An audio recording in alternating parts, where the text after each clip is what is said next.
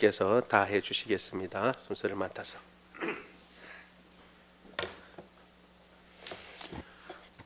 반갑습니다. 최상급 목사입니다. 아는 얼굴들도 있고 또 처음 뵙는 얼굴들도 있는데 그래요. 벌써 5년이 지났다는 게 믿기지 않는데 벌써 5년이 지났습니다. 또 뭐 중간에 코로나가 있어서 그렇긴 했지만 이제 5살이면 이제 혼자 긋고 이제 혼자 이렇게 뭔가 일한다기보다는 스스로를 세워갈 수 있는 시기가 된 것 같습니다. 교회가 그렇게 하나님의 은혜 안에서 더욱 든든히 서가기를 소망합니다. 오늘 우리가 함께 볼 말씀은 시편 1편 1절에서 6절 말씀을 함께 보도록 하겠습니다. 한 절씩 저와 교독하겠습니다. 시편 1편 1절, 제가 먼저 1절을 읽겠습니다. 복 있는 사람은 악인들의 꾀를 따르지 아니하며 죄인들의 길에 서지 아니하며 오만한 자들의 자리에 앉지 아니하고 오직 여호와의 율법을 즐거워하여 그의 율법을 주야로 묵상하는도다. 그는 시냇가에 심은 나무가 철을 따라 열매를 맺으며 그 잎사귀가 마르지 아니함 같으니 그가 하는 모든 일이 다 형통하리로다. 악인들은 그렇지 아니하며 오직 바람에 나는 겨와 같도다. 그러므로 악인들은 심판을 견디지 못하며 죄인들이 의인들의 모임에 들지 못하리로다. 무릇 의인들의 길은 여호와께서 인정하시나 악인들의 길은 망하리로다. 아멘. 여러분, 하나님께서 여러분을 왜 여기에 부르셨는 줄 아십니까?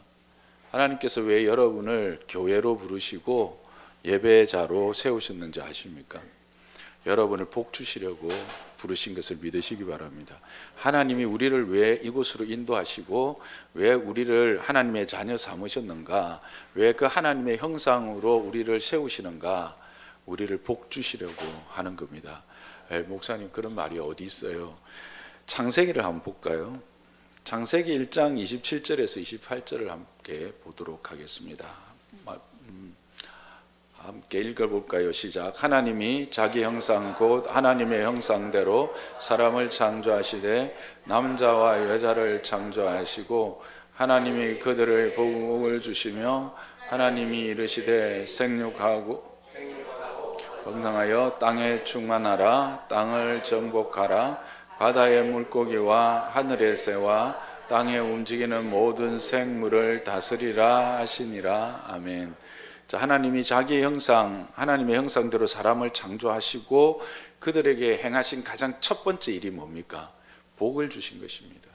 그러니까 하나님이 우리를 왜 지으셨는가? 우리를 복 주시려고 지으셨다라고 하는 사실입니다. 그 복을 어떻게 우리는 하긴 했는가? 우리의 삶에 허락하신 하나님의 목적을 이루어감으로 각자에게 주신 하나님의 그 목적, 삶의 이유가 있습니다. 그 이유를 이루어 가시는데 그것을 다 모으면 뭐냐면 생육하며 번성하고 땅에 충만하여 땅 가운데 정복하라는 것은 하나님의 의와 진리와 거룩함으로 이 땅을 세우라는 것이죠. 그런 하나님의 목적을 이루어 감으로 우리는 그 하나님의 형상으로서의 충만함과 풍성함, 온전함을 누리게 돼 있어요. 그럴 때 우리는 어떤 상태가 되느냐? 복된 상태가 되는 거예요. 그런 일들을 행하게 하심으로 우리를 복되게 해서 그 복 안에 누리는 거예요. 그래서 그게 바로 뭡니까? 행복이죠. 왜 많은 사람들이 행복하고 싶어 하는 줄 아세요? 이와 같이 하나님이 우리를 지으셨을 때 우리로 하여금 행복하게 하기 위해서 지으셨거든요. 우리는 그래서 모두가 다 행복을 찾아가는 이유가 거기 있어요. 세상은 그냥 행복하면 마음이 편하고 뭐 내가 즐거우니까 행복하길 원한다고 하지만 그게 아니에요. 우리가 이 땅에 존재하는 이유가, 하나님이 우리를 지으신 이유가 우리를 행복하게 하기 위해서 지으셨기 때문에 우리의 모든 DNA는 그 길을 향해 가고 있어요. 그래서 그게 우리 안에서 이루어지는 것이 바로 행복인데, 그 행복은 바로 하나님의 형상을 회복하는 거예요. 하나님의 형상이 되는 거죠. 근데 이 형상이 어떻게 됩니까? 죄와 허물로 죽어서 사라져 버렸죠. 그래서 하나님이 그것을 다시 회복하기 위해서 누구를 보내십니까? 예수님을 보내시죠. 그래서 예수님이 이 땅에 오셔서 가장 행하신 첫 번째 설교가 뭔지 아십니까? 산상수훈이라고, 산상설교라고 들어보신 적이 있으시죠? 마태복음 5장 1절은 이렇게 우리에게 그 설교를 전하고 있습니다. 5장 1절에서 3절을 우리가 또 한번 읽어볼까요? 시작.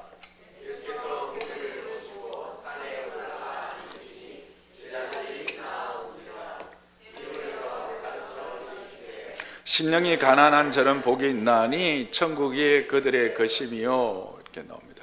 자, 무리를 보시고 산에 올라가 앉으셔서 입을 열어 가르쳐서 행하신 첫 번째 단어가 뭔지 아십니까? 여기 보면 심령이 가난한 자는 이렇게 되어 있지만 헬라어 원문은 복이 있도다 이렇게 외치고 있어요. 복을 먼저 말하고 있습니다.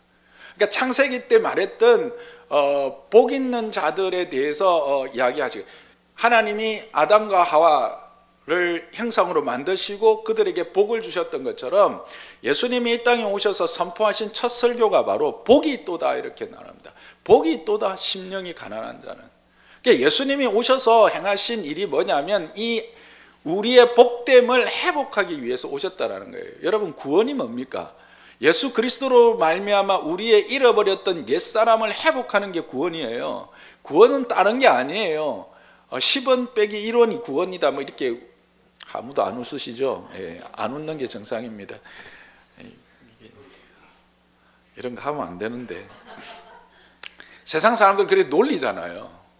근데 그게 아니에요. 구원은요, 이 하나님의 복됨을 다시 회복시키기 위한 하나님의 놀라운 은혜의 역사예요. 그 은혜의 역사를 바로 예수님께서 오셔서 이 첫 설교를 통해서 말씀해 주시는 거예요. 결국은 하나님의 형상에 허락되었던 이 복이 죄와 허물로 다 잃어버리게 되었는데 그것을 회복하기 위해서 예수님이 오신 거예요. 그래서 그 예수님이 이 복이 다시 우리에게 주어졌음을 선포하는 것, 그것이 바로 예수 그리스도의 오심이요, 그리스도의 우리를 향한 구원의 역사입니다. 그래서 예수 그리스도의 십자가는 결국 우리로 하여금 이 복됨, 하나님의 형상으로서의 회복을 주시는 것, 회복으로 나가게 하시는 것, 그것이 바로 예수 그리스도의 오심이요 구원인 것이죠.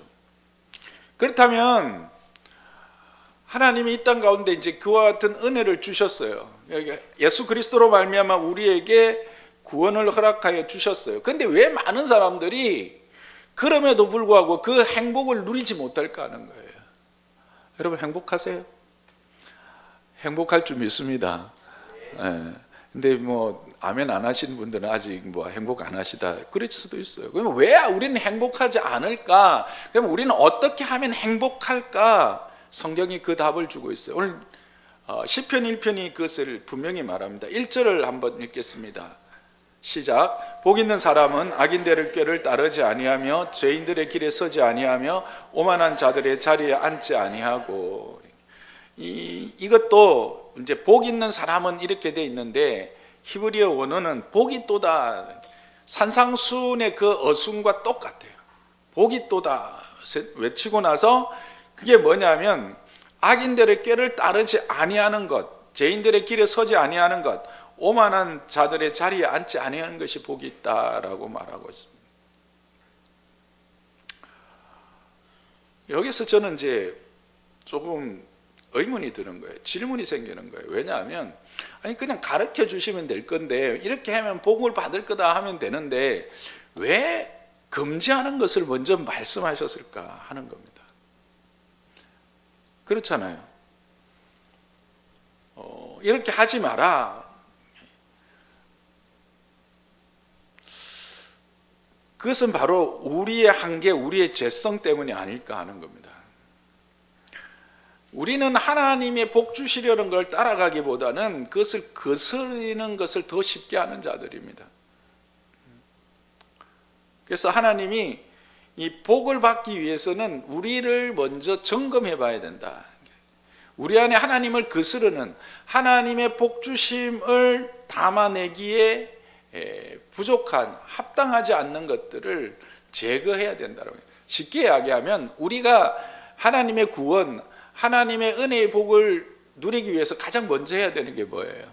회개의 시간을 가져야 돼요. 회개해야 우리가 그 은혜를 누리죠. 바울이 말하기를 하나님의 집에는 금그릇도 있고 은그릇도 있고 나무 그릇도 있다 그랬어요. 그러나 그의 은혜를 받아내기에 그의 일을 감당하기에 합당한 그릇은 어떤 그릇이다? 깨끗한 그릇이다라는 거예요. 금그릇도 은그릇도 오물로 뒤덮여져 있으면 거기에 손님이 왔는데 음식을 담아 내놓을 수 있겠습니까? 내놓을 수 없거든요. 먼저 해야 될 게 뭐냐면 그 그릇을 깨끗게 하는 거예요. 그래서 어떤 그릇이냐가 중요한 게 아니라 거기에 하나님의 은혜를 담기에 합당한가라고 하는 것이 더 중요한 거예요. 그래서 오늘 이 본문 말씀도 먼저 복 있는 사람이 되기 위해서 너희가 너희 스스로를 점검하고 너희가 제거해야 될 것들을 확인하고 제거해라고 말하고 있는 겁니다. 이 지금 하우링이 조금 생기는 것 같은데 괜찮으세요? 에코를 조금 줄이셔도 좋을 것 같습니다. 제 목소리가 좀 커서 이거 없이도 들리실 건데 그래도 불편해서 그러니까 괜찮습니까? 들리세요? 네. 그래서 먼저 우리가 제거해야 될 것들을 말하고 있는데 첫 번째가 뭡니까? 악인들의 꾀를 따르지 않는 것이다 라고 말하고 있습니다. 악인이라고 하는 것은 성경은 하나님이 없는 자를 악인이라고 합니다.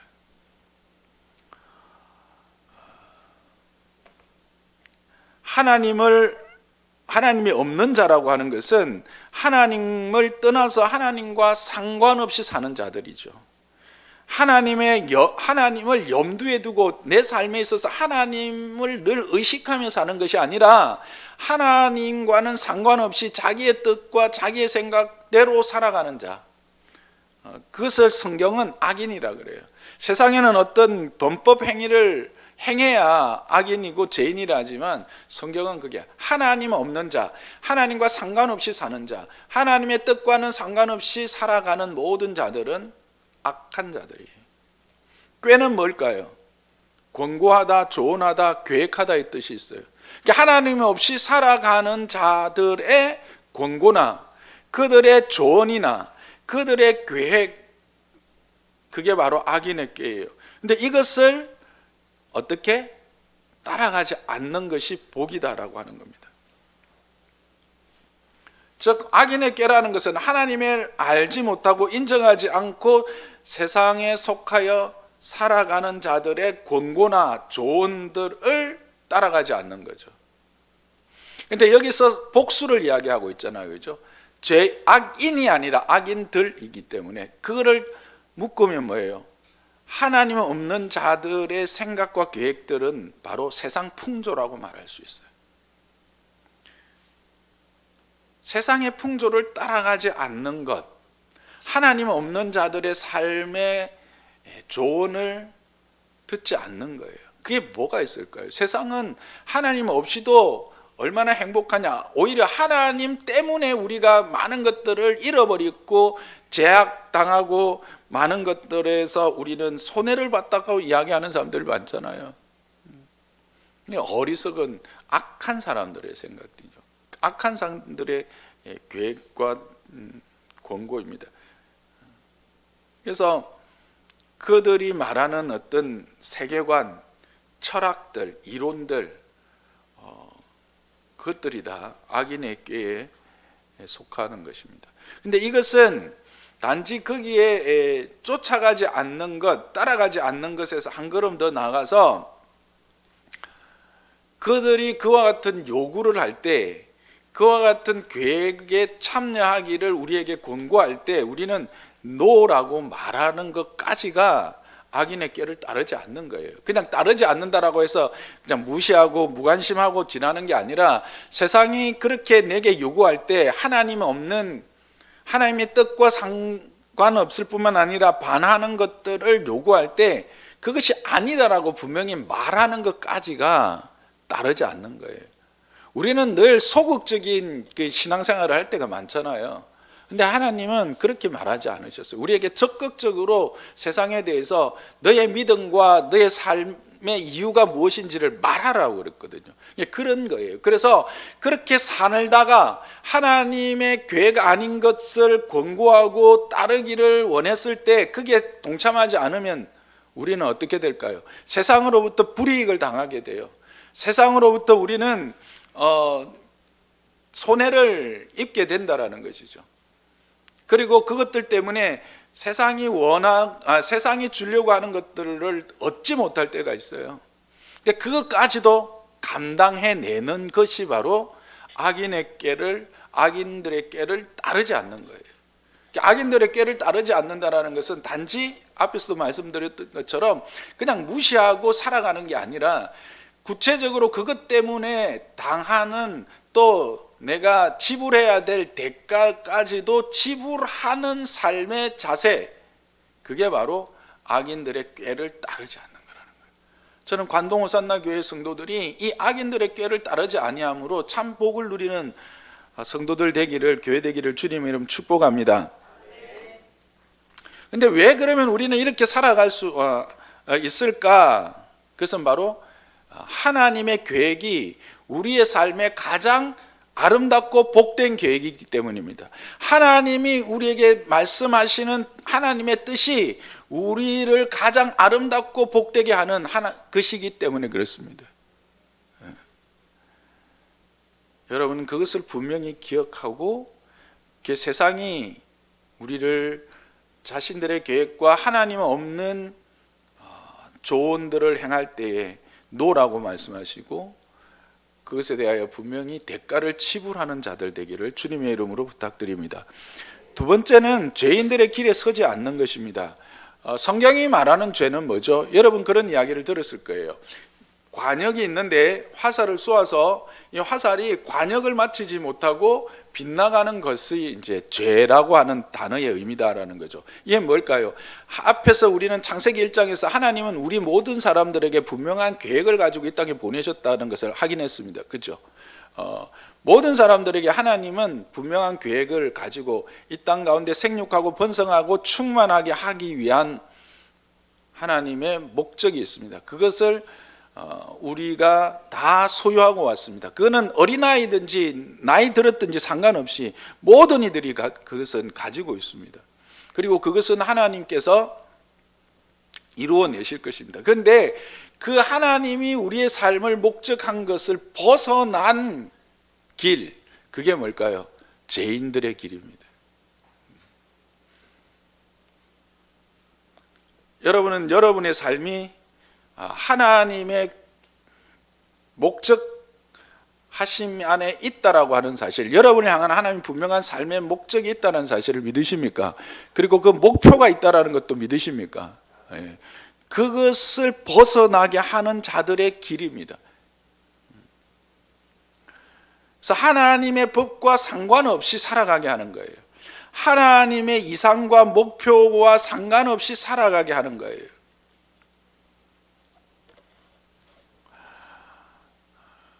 그래서 죄인들의 길에 서지 않는다라는 것은 하나님이 우리에게 허락하신 축복과 생명과 형통에서 벗어나서 자신이 원하는 또는 세상이 원하는 이상과 목표를 따라 살아가지 않는 것입니다.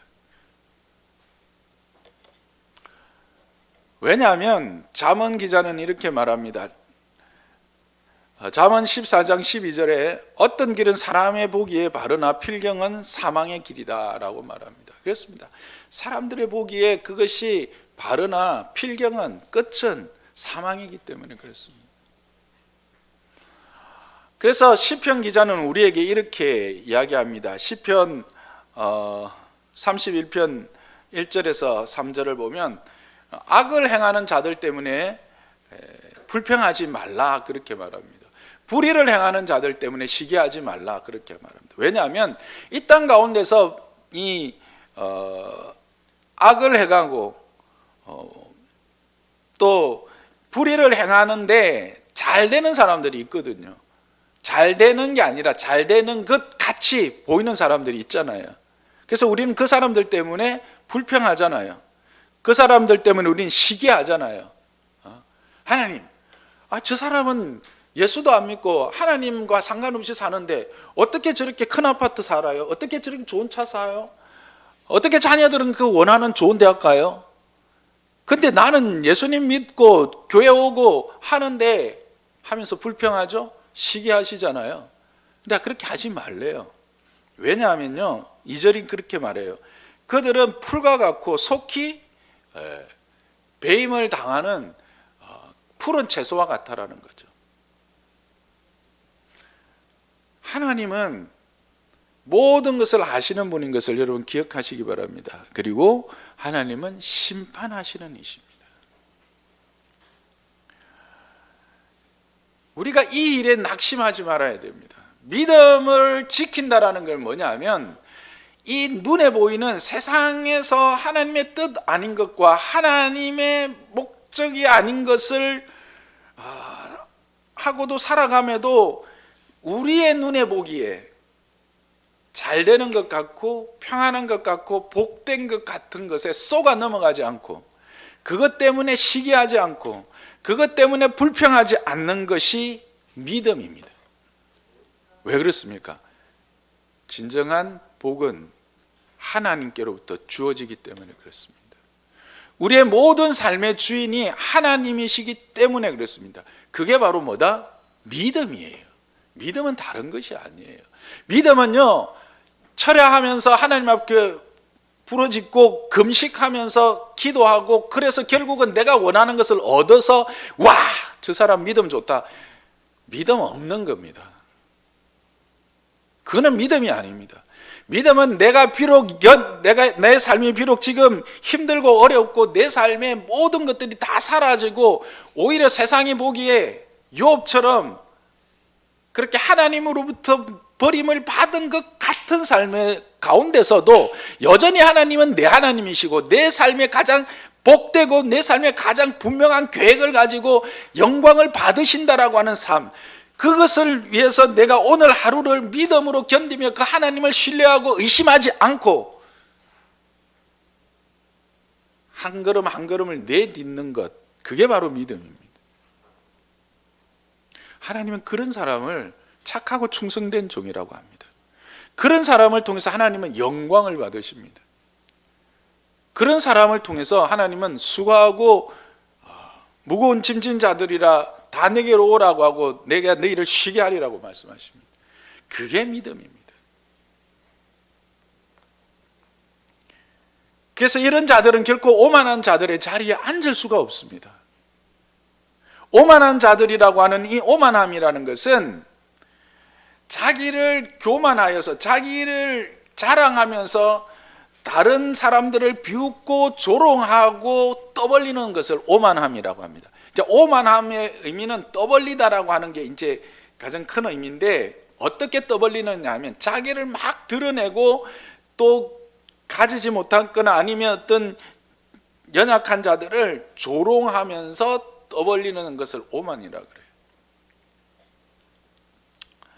자리는요, 역할이죠.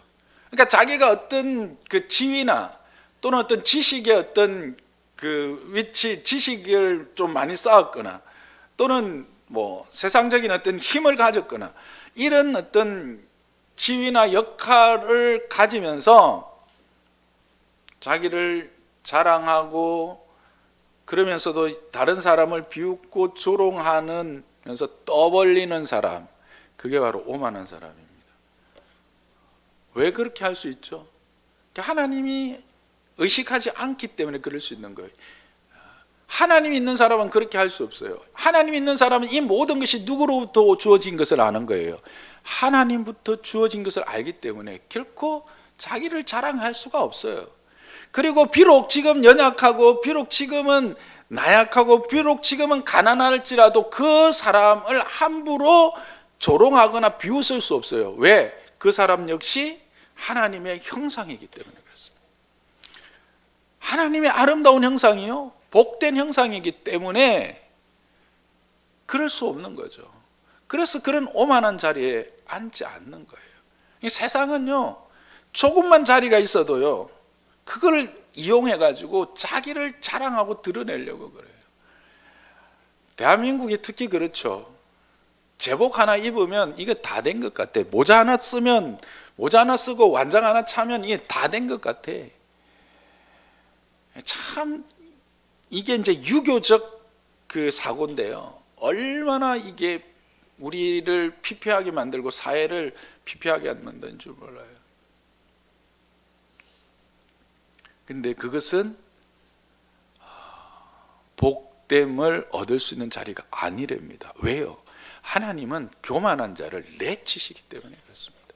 하나님이 내치시는데 누가 거기에서 행복을 누릴 수 있겠어요? 없습니다.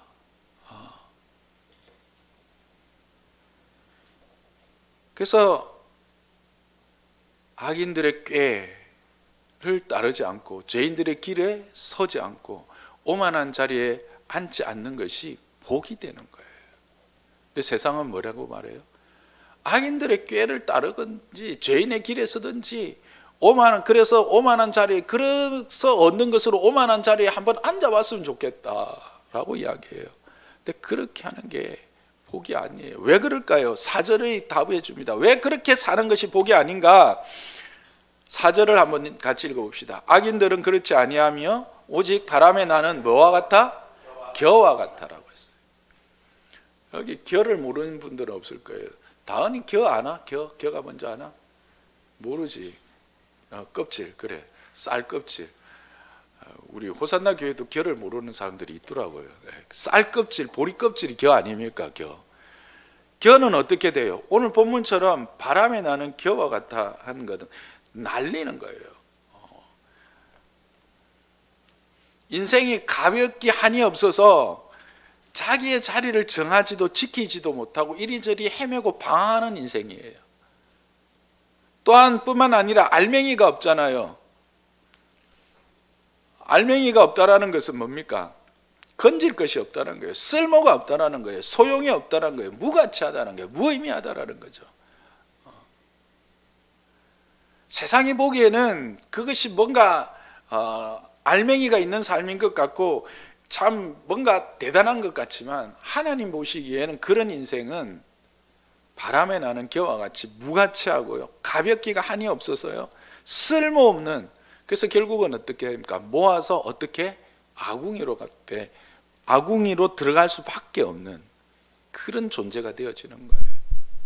그나마 아궁이라도 들어가면 그나마 뭐 밥이라도 되든지 숭늉을 끓이든지 뭐를 하지만, 그래서 본문은 내가 이거를 이제 적용을 이렇게 아궁이로 들어가는 것을 적용을 하려고 생각하니까 아궁이로 들어가는 건 그래도 이게 불꽃이 되어서 뭔가 쓸모가 있었네. 아궁이도 못 들어가는 것 같아. 그냥 바람이 흩날려서 아무런 가치 없이 그렇게 사는 인생이 된다.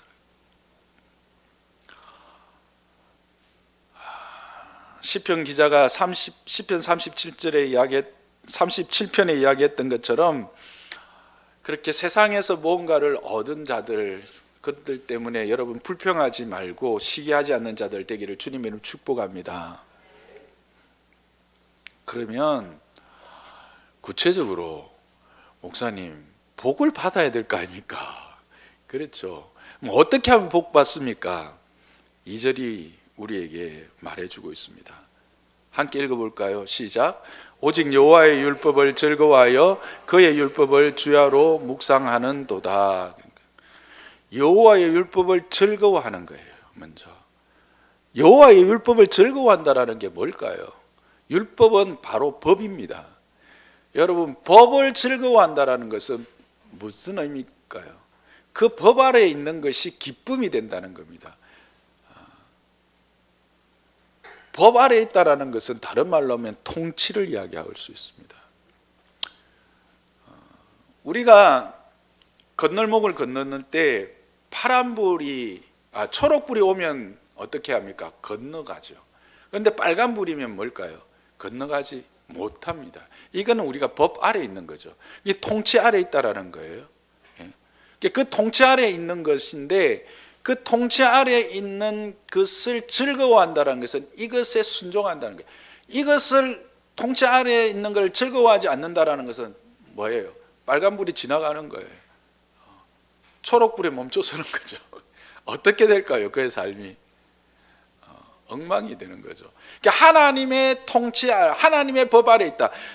여호와의 율법을 즐거워한다는 것은 여호와의 통치, 여호와의 법 안에 있는 것을 즐거워하는데, 이 즐거워하다라는 것은 가장 기쁨으로 삼는다. 내 삶에 그 법 아래, 그 통치 아래 있는 것을 가장 기뻐하는 삶을 사는다, 이런 의미예요.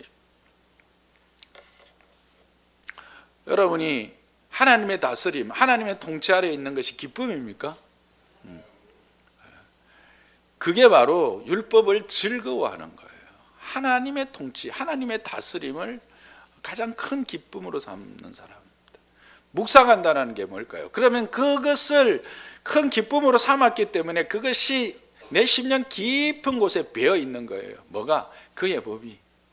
그의 법이 내 깊은 곳에서 배어 있어서 시도 때도 없이 내 입으로 다시 올라와서 내 입에 엉얼엉얼 거리는 거예요. 읊조린다라고 하는 것으로 원래 의미를 알고 있을 거예요. 묵상이 읊조린다라는 거죠. 읊조린다라는 게 그냥 기계적으로 막 외운다라는 뜻이 아니라 하나님의 법이 나를 완전히 둘러싸고 있어서 내 깊은 곳에 자리하고 있어서 때도 시도 때도 없이 내 입술에 와서 엉얼거려지는 거예요. 태초에 하나님이 천지를 창조하시니라. 아멘, 할렐루야. 그러므로 누구든지 그리스도 안에 있으면 새로운 피조물이라. 이전 것은 다 지나갔다. 아멘. 주님, 나는 새로운 피조물입니다. 이런 것들이 그냥 내 입술에서 웅글웅글 거려지는 거예요. 여호와는 나의 목자시니 내가 부족함이 없도다. 그렇지, 내가 부족함. 이래서 그의 통치를 통해서 내가 다스림을 받고 그 안에서 그걸 즐거워하고 기뻐서 계속 이렇게 묵상하는 것, 읊조리는 것, 그렇게 행하는 자가 복이 있다라는 거예요. 왜냐하면 그런 자는 어떤 삶을 살게 되느냐? 심기어지는 복을 누리게 됩니다. 어디에? 시냇가에. 근데 여기 시냇가라는 것은 그냥 쫄쫄쫄 흐르는 또랑을 말하는 게 아니에요. 수로의 중앙을 말합니다. 여러 가지 물길이 지나가는 그 물길의 중앙에 있어서 뿌리를 어디로 내리든지 그 모든 물길에 닿아서 그 물로부터 생명의 풍성함을 누릴 수 있는 은혜예요. 여기서 시냇가에 심기운이라고 되어 있지만, 심은이라고 되어 있지만, 이게 나무가 자기 자신이 가서 스스로 그 자리를 차지할 수 있어요, 없어요? 아니죠. 이거는 수동태예요. 철저히 하나님에 의해서 그런 은혜를 누리게 된다는 거예요. 어디에? 시냇가에 심기어지는 은혜를. 누가? 여호와의 통치, 그의 법 아래에 있는 것을 기뻐하고 즐거워하면서 그 법을 늘 자기의 입술에 담아서 그 법의 통치 아래에 사는 것을 기뻐하며 그렇게 살아가는 자. 그래서 그는 날마다 이 생명의 부요함과 풍성함을 누리는 거죠. 그리고는 그것이 그냥 자신의 생명의 풍성함을 누리는 것으로 끝나는 게 아니라 구체적으로 발현되어져요. 무엇으로? 열매로 나타나요. 열매 있는 삶이 된다는 거예요. 결실 있는 삶이 된다는 거예요. 무엇과 반대죠? 악인과 반대예요. 악인은 열매가 없어요. 쭉정이에요. 그런데 여호와의 통치를 즐거워하는 자, 그게 복된데 그 복의 구체적인 누림은 뭐냐면 시냇가에 심기어지는 은혜와 그로 말미암아 열매를 맺는 삶을 살게 된다는 거예요.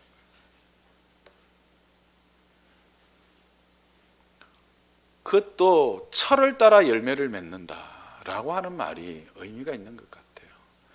이 그냥 시도 때도 없이가 아니라 꼭 필요할 때 그 철에 필요한 열매들을 주신다라는 거예요. 상황에 맞는 은혜들을 누리게 하신다라는 거죠.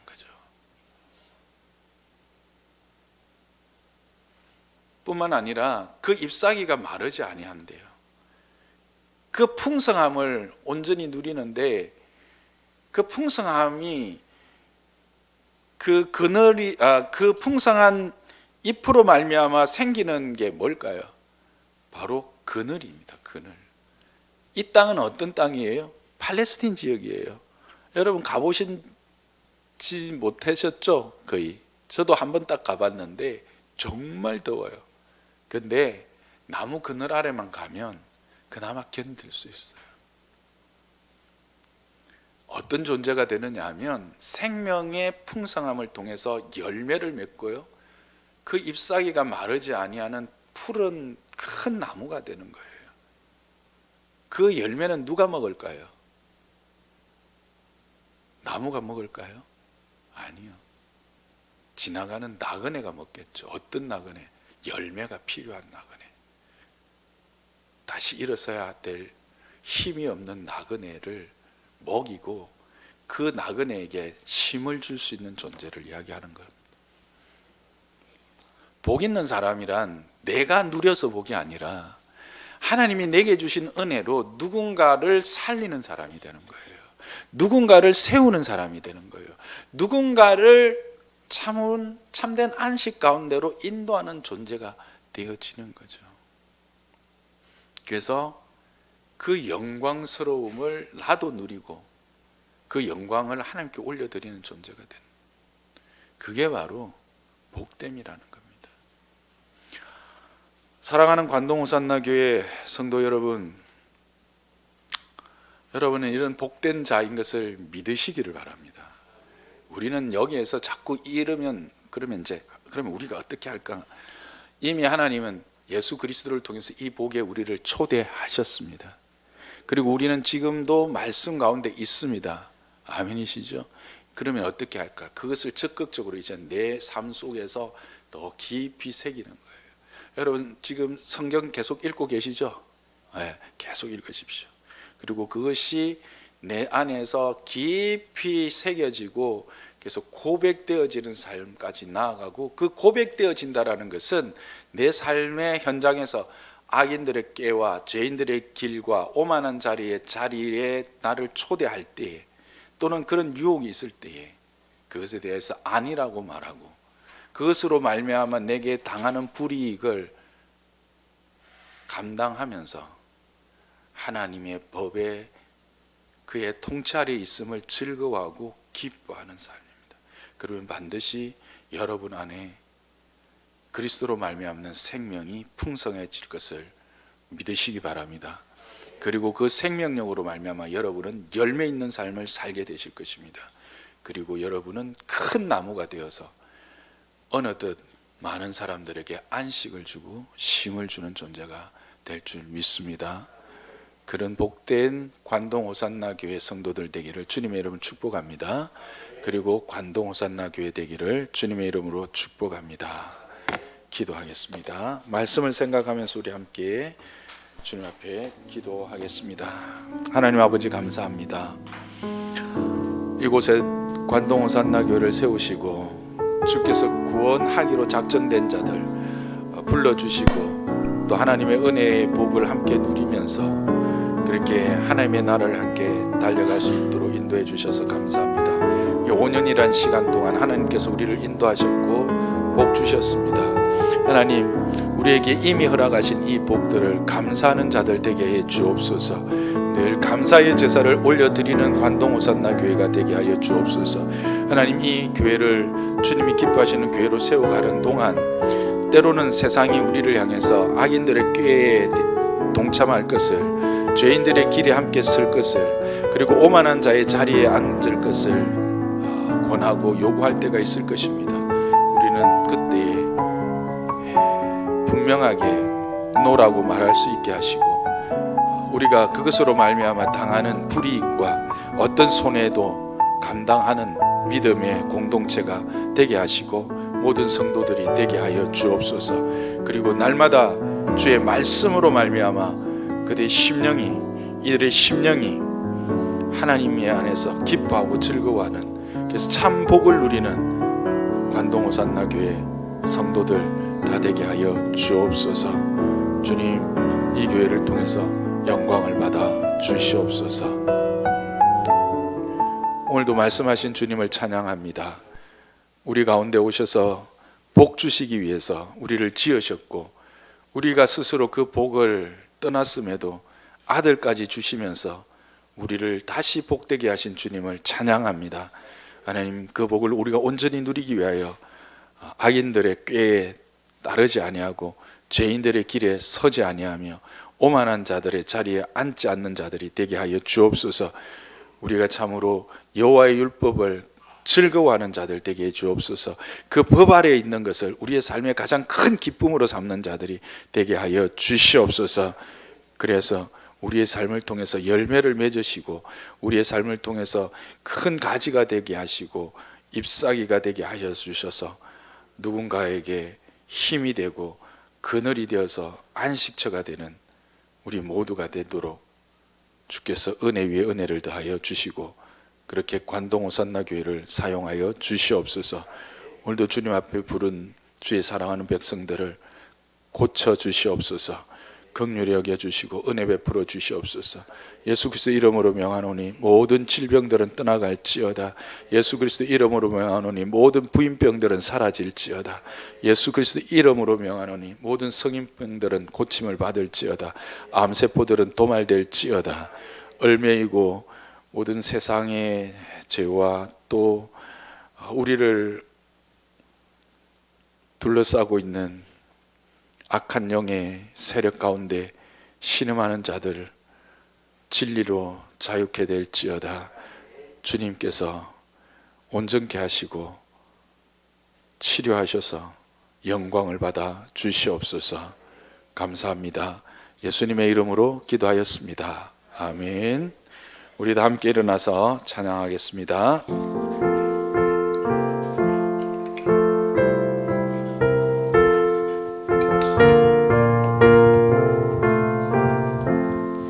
예수 따라가며 모든 순종하면 우리 행할 길 완하겠네.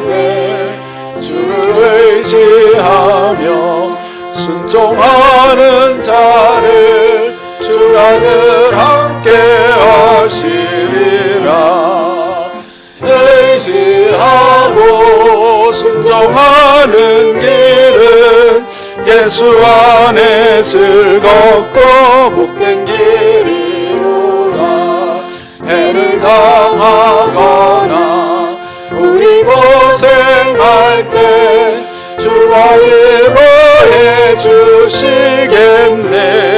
주를 의지하며 순종하는 자를 주가 위해 주시리라. 의지하고 순종하는 길은 예수 안에 즐겁고 복된 길이로다. 남의 짐을 지고 슬픔 위로하면 주가 상급을 주시겠네. 주를 의지하며 순종하는 자를 항상 복 내려 주시리라.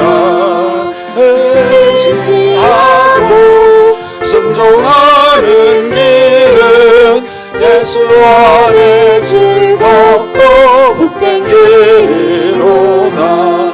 우리 받은 것을 주께 다 드리며 우리 기쁨이 넘치겠네.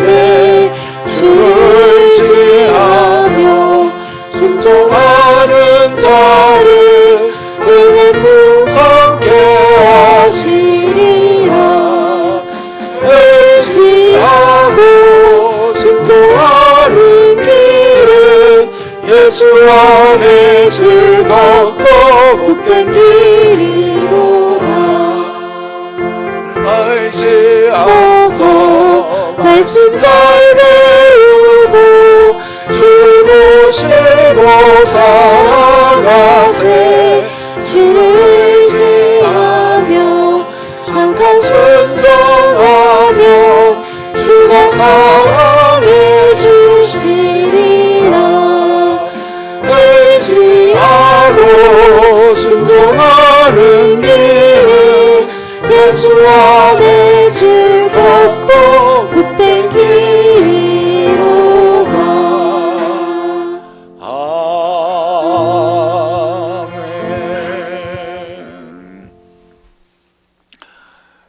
여호와는 내게 복을 주시고 너를 지키시기를 원하며 여호와는 그의 얼굴을 내게 비추사 은혜 베푸시기를 원하며 여호와는 그 얼굴을 내게로 향하여 드사 평강 주시기를 원하노라. 이제는 우리 주 예수 그리스도의 은혜와 하나님 아버지의 무한하신 사랑하심과 성령의 인도 형통 축복하심이 우리를 복되게 부르셨음을 기억하며 그 복된 자로서의 합당한 삶으로 하나님 앞에 나아가 하나님이 예비하신 모든 복을 누리며 그 복의 증거가 되기로 소망하며 결단하는 주의 사랑하는 모든 성도들 머리 위에 가정과 자녀와 이 관동 호산나 교회 위에 지금부터 영원토록 함께 있을지어다. 아멘.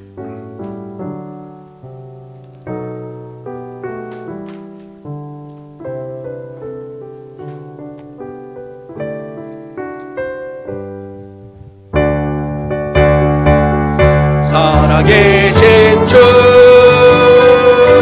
나의 참된 소망 걱정 근심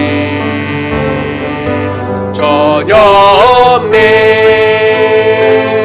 사랑의 주내 갈 길 인도하니 내 모든 삶의 기쁨 늘 충만하네.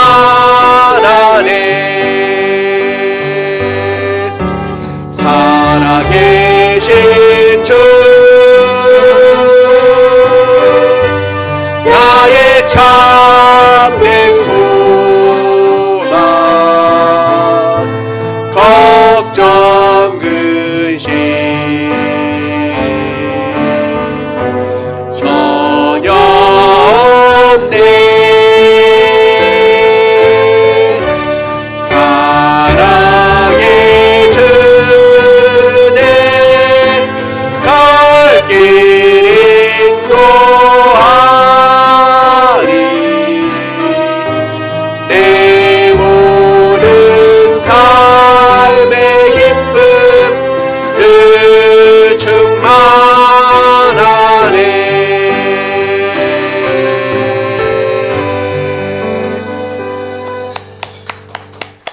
모든 예배를 마쳤습니다. 우리 이상우 장로님 아까 소개를 못 드렸는데 이상우 장로님하고 정명 집사님 오셨어요. 그 장요산나 교회 장로님이십니다. 예. 감사합니다. 사모님도 오셨습니다. 우리 장요산나 교회 사모님 같이 식사하면서 교제를 나누시기 바랍니다.